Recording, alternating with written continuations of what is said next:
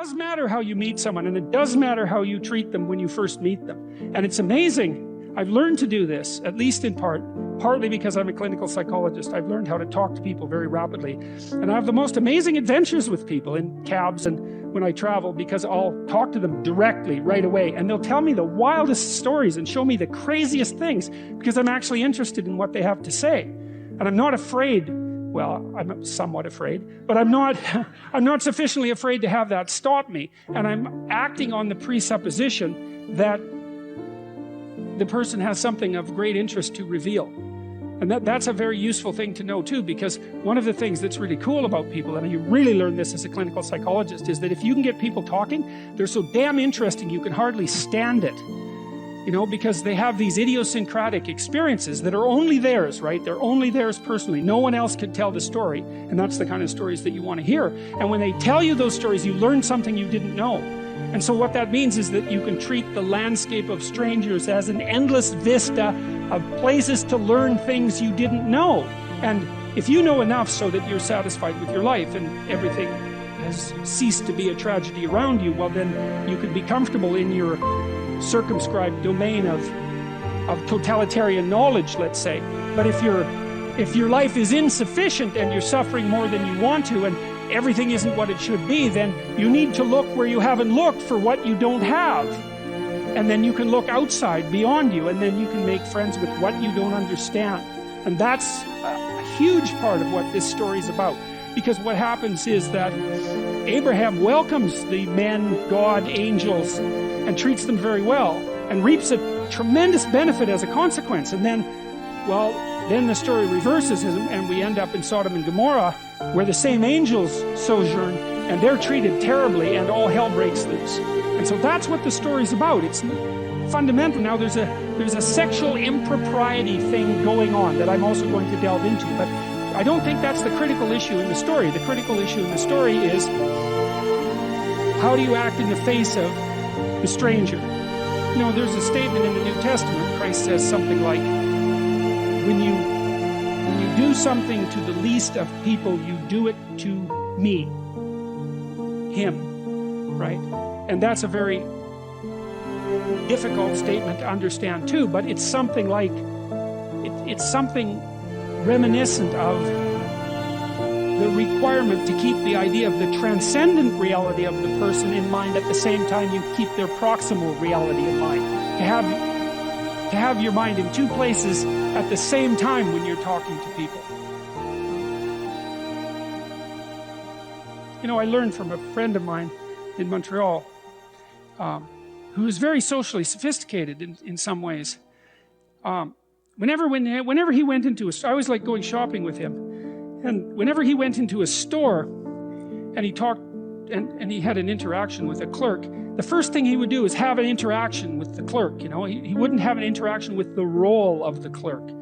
He'd like look at the person, sort of take stock of the fact that they were there, and then ask them something genuine about their job or their store or how they were doing, like go into a conversation right away. And he didn't get personal about it because that can be intrusive, right? You have to be very sophisticated to do this. But he did indicate to the person that he was there, at least in part, for the good that could be done between them. It's something like that. And then the person would be ridiculously helpful. And so then, you know, if people mistreat you, you see this with antisocial kids. It's a very tragic thing to see, because if you're an antisocial child, by the time you're about 4, you're very hostile and distrustful to people. So you're like a growling puppy. And if you're a growling puppy, you tend not to get petted. You're more likely to get kicked. And if you're a growling puppy and you get kicked, then you have even more reason to growl. And that's sort of the story of antisocial kids. If they're not well socialized by the time they're 4 and they're more on the aggressive side, then they alienate themselves from the community and all they get is rejection. Well, and then they look at the rejection and they think, well, hell with humanity, you know? And no wonder they think that. But the part of the catastrophe is that they get what they evoke. And I'm not saying it's their fault precisely, but it doesn't matter. That's still what happens. And so you might ask yourself, if you're not getting from people what you need, there is some possibility that you're not approaching, especially if this happens to you repeatedly across people, and this is a virtual certainty, if it happens to you repeatedly across people, especially if you have the same bad experience with people, it's not them, it's you. I would say 3 is the limit. If something happens to you once, you write it off. If it happens to you twice, it's like you open your eyes, but you write it off. If it happens to you 3 times, it's probably you. Or it's the rest of the world. Better it's you, because you're not going to change the rest of the world.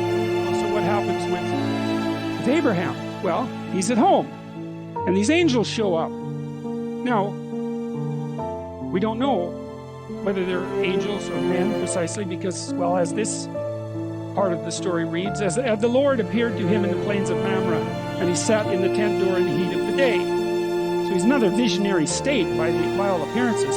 And he lifted up his eyes and looked, and lo, 3 men stood by him. There's real ambivalence in the story about the men. Are there 3 men? Are there 3 angels? Are there 2 angels and God?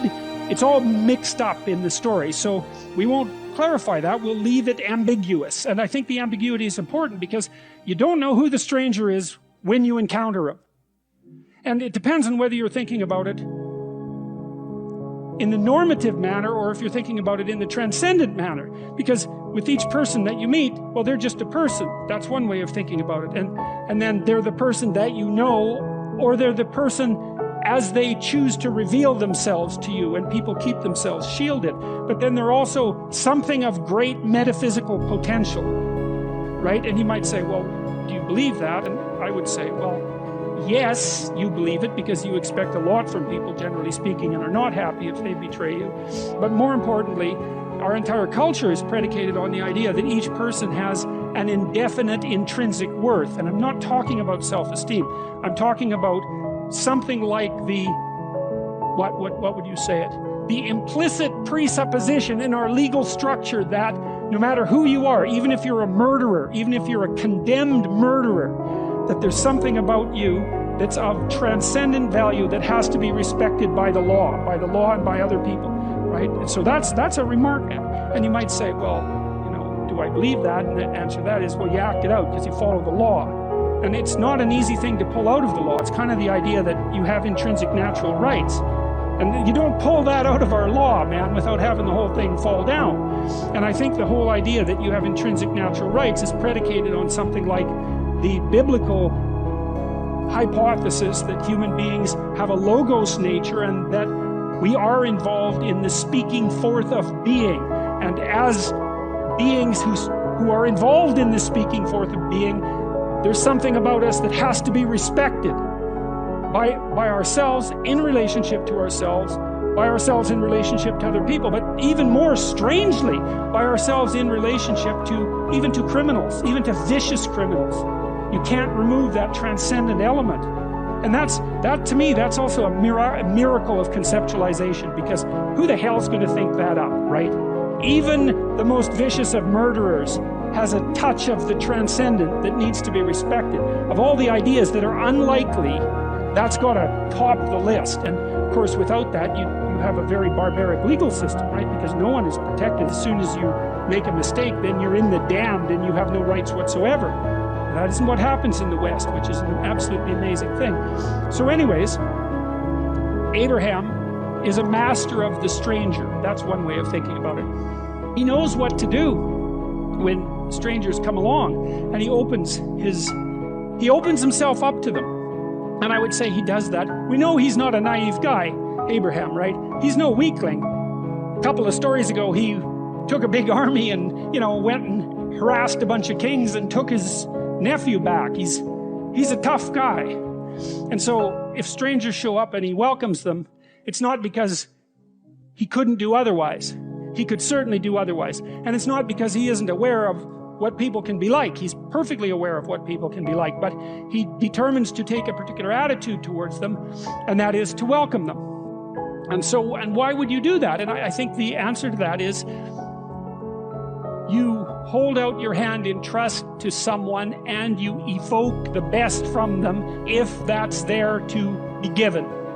So it's an act of courage. It's like, it isn't me meeting you exactly. Not exactly. It's more like the transcendent part of me making a gesture that allows the transcendent part of you to step forward. And that happens all the time. It happens all the time in normative discourse. You know this perfectly well, because sometimes you can have a real casual conversation with someone that just goes nowhere, right? It's just shallow as can be. Or now and then you can actually make contact with someone, right? And you're both, I would say, enlightened and ennobled by the conversation. And that's we would call that a deep conversation for some reason, because we made a deep connection. Whatever that means, it means, well, it certainly means that it's not shallow. We're not sure about what these metaphors means, but it means that it reaches deep inside of you. It's something like that. You make direct person-to-person contact. And those sorts of conversations are replenishing. That's the right way to think about it. They genuinely are. And I think that's because they provide you with that bread that's not material bread. And that's the information that you need to thrive and to put yourself together.